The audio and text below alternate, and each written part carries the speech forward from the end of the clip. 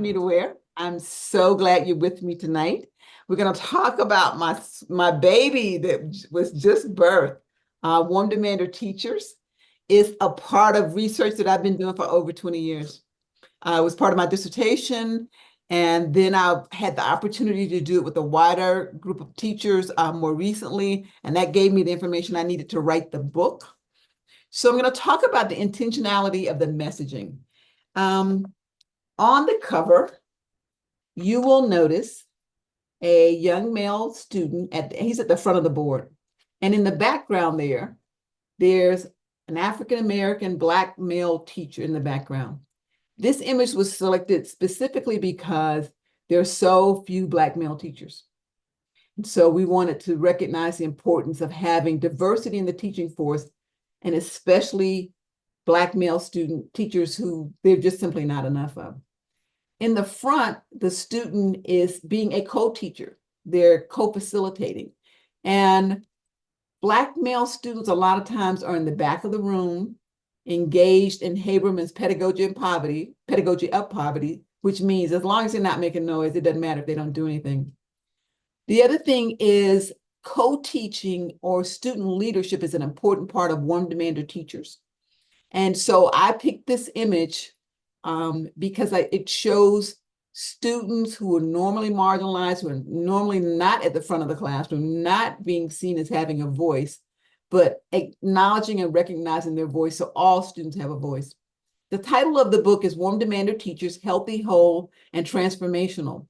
And as I was writing the book and I came up with the title, the healthy is the first part of being a Warm Demander teacher, and that is to engage in radical self-care.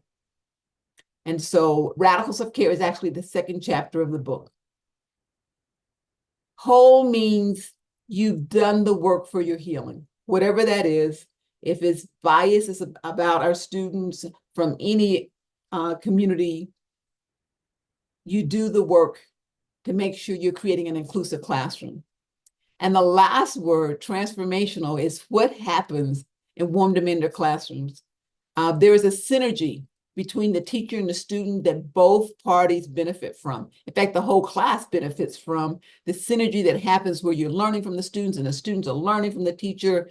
And so that's the transformational part. And also, again, this image reflects that transformation. Instead of we having a student in the back or in the office or being disciplined, he's helping lead the class. So that's the cover image. The other thing that was very intentional in the writing of the book was I used the phrase, our students. So instead of listing students by their identities, or a lot of times the deficit identity, their special ed, their discipline problems, they're this, instead they're our students.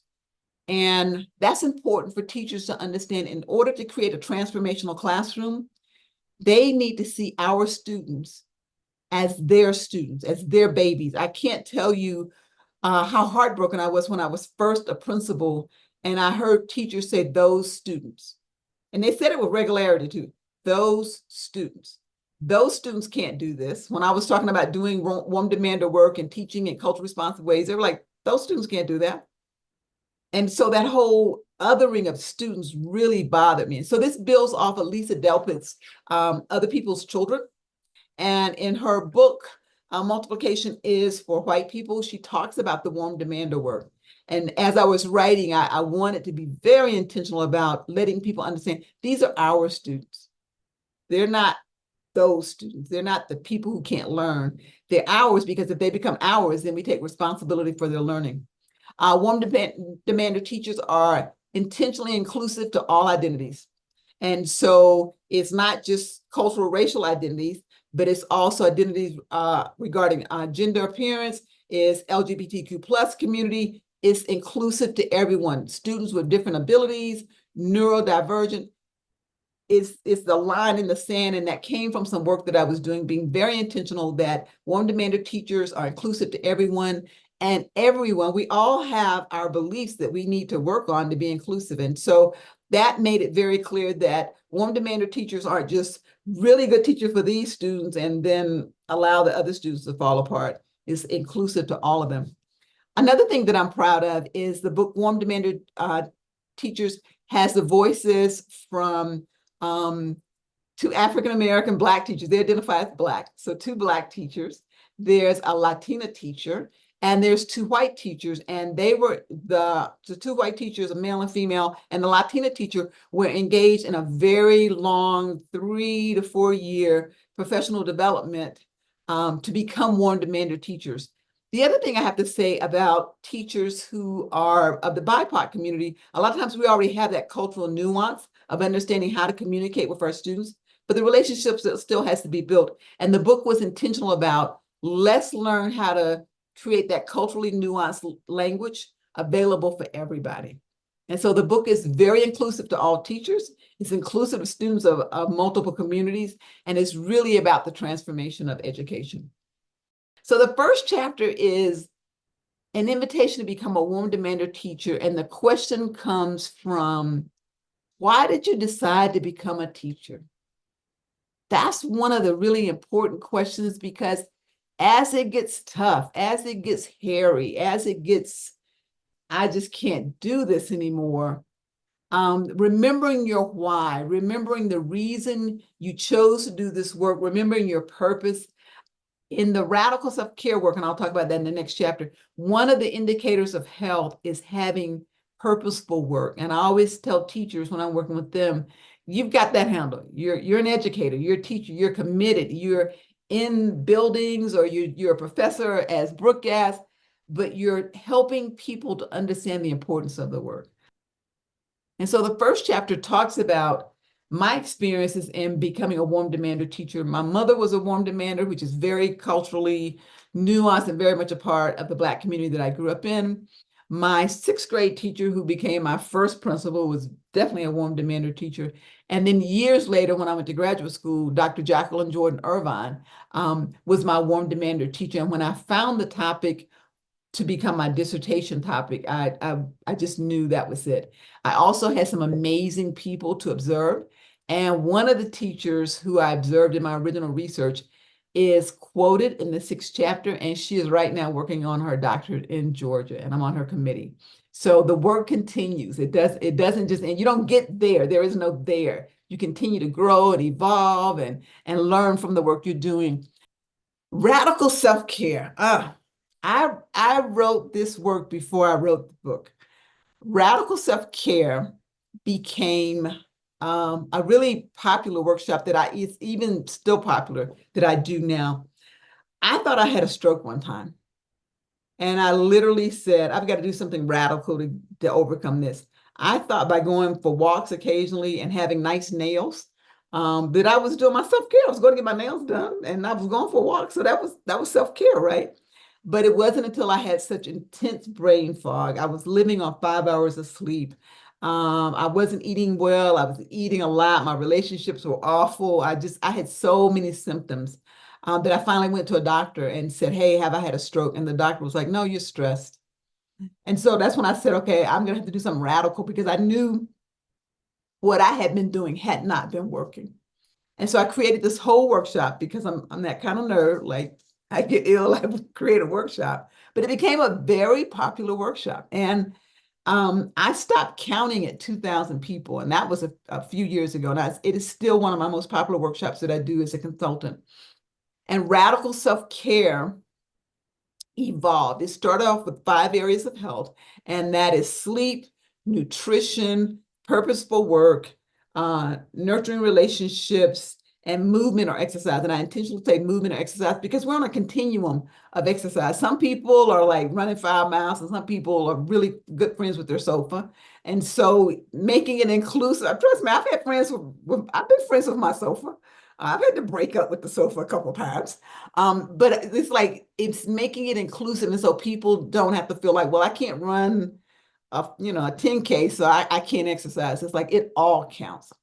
And it evolved from those 5 areas of health to understanding brain health. That's when I got real nerdy.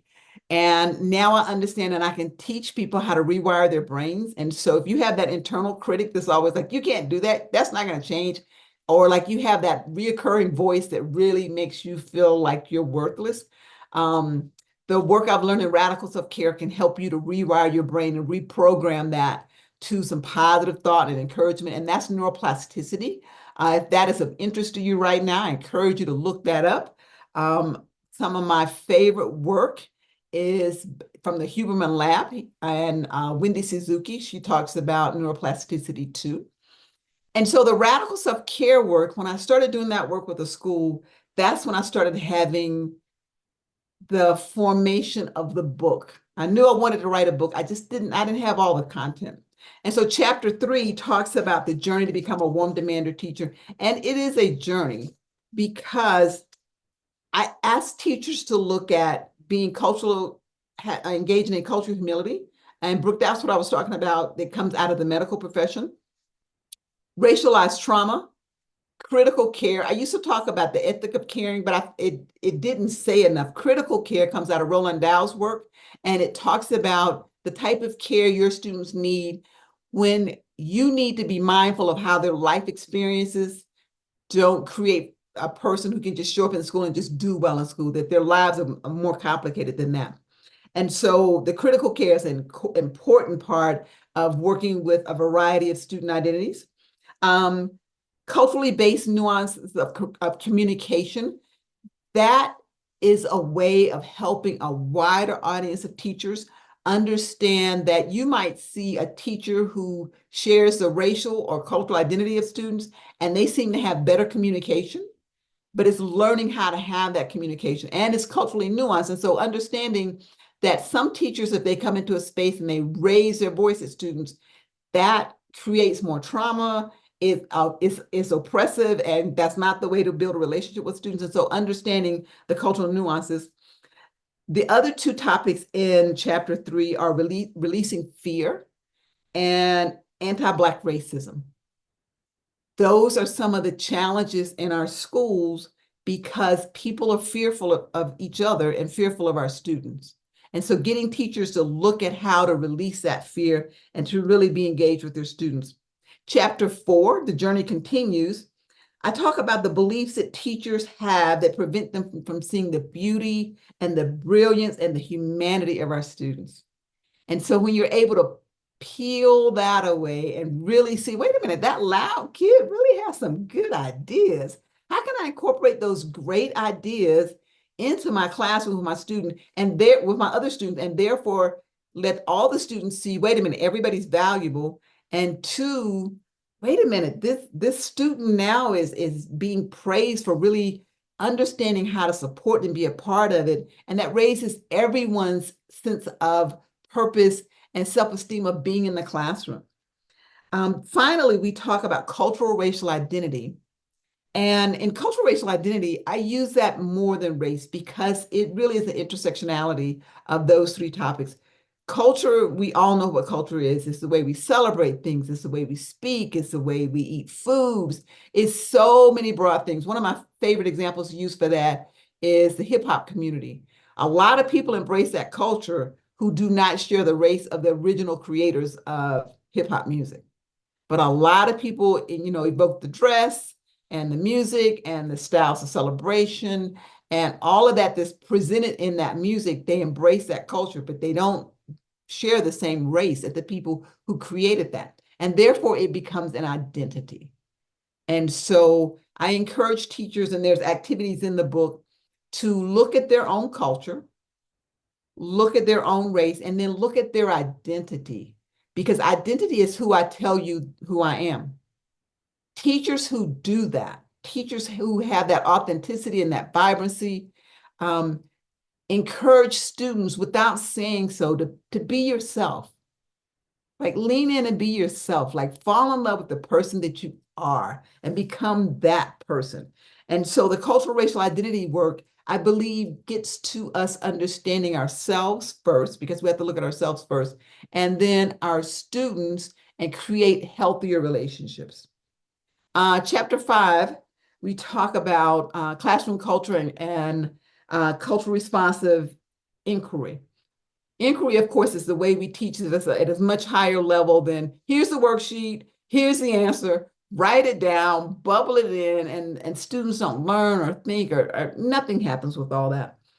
But in a culturally responsive inquiry classroom, We're getting the students to think, we're getting students to offer their ideas, we're getting students to be a part of the lesson and talking.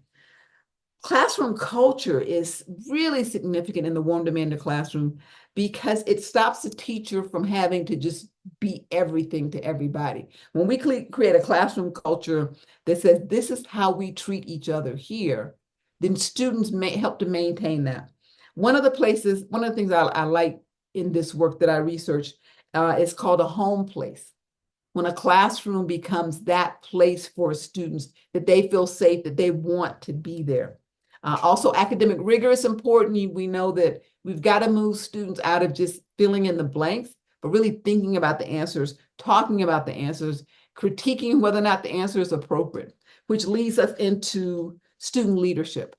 Warm demander teachers definitely help to build students into student leaders and respect their unique flair that they bring to their leadership, but encouraging students to become those people.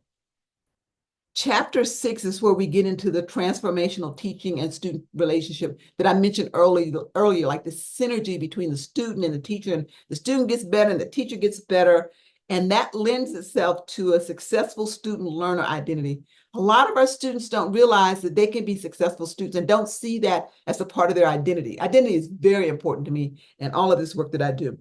And so getting students to see that they can be successful students and embrace that part of identity helps students continue to lean in to do the work. And then finally, the book is talking about envisioning a new world of classroom and teaching and how we engage with students. And I believe it's possible. I've seen it, recently. It's not a dream I've had. It's not something I've just created without having any thought about it. I've worked with schools that have helped to create it. I've talked to teachers and interviewed teachers, and they talk about the transformational classrooms that they have. And so that's really the chapters of the book. I really appreciate you taking the time to join me.